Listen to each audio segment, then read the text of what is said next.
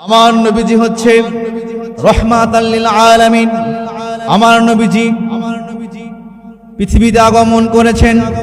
আমার নবীজির যখন 12 বছর বয়সে উপনীত হয়, আমার নবীজির চাচা আব্দুল মুত্তালিব ব্যবসা করতেন, বাণিজ্য করতেন। আমার নবীজিকে সঙ্গে যখন থেকে নিয়েছেন, তখন থেকে আব্দুল মুত্তালিবের ব্যবসার মধ্যে 10 গুণ রহমত বরকত, 10 গুণ উন্নতি হতে শুরু করে দিয়েছে।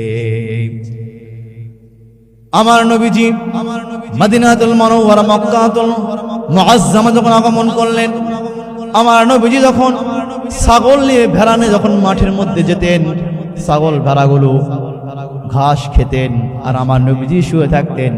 নবীজির মাথার উপরে একখণ্ড মেঘ ছায়াদান করত, আর আমার নবীজি তার আঙ্গুল শাহাদত আঙ্গুল মোবারক দিয়ে ওই মেঘমালার সঙ্গে খেলা করত। মেঘমালার সঙ্গে আমার নবীজি খেলা করত। আব্দুল মুত্তালিব দেখলেন এই সন্তানটি আমাদের পরিবারে আসার পর থেকে আমাদের পরিবারে উন্নতি হওয়া শুরু করে দিয়েছে। আমাদের পরিবারে আসার পর থেকে উন্নতি হওয়া শুরু করে দিয়েছে। সুতরাং এই ছেলে, এই আব্দুল্লাহ যদি আমাদের পরিবারে থাকে, তাহলে আমাদের পরিবার একটা ভালো পর্যায়ে যাবে, একটা উন্নতি করবে। আমার প্রিয় ভাইরা, আমার নবীজি মুহাম্মাদুর রাসূলুল্লাহ সাল্লাল্লাহু আলাইহি ওয়াসাল্লাম যখন পৃথিবীতে আগমন করেন, যেই বছর 570 খ্রিস্টাব্দে 12 রবিউল আউয়ালে আমার নবীজি সুবহে সাদিকে পৃথিবীতে আগমন করেন।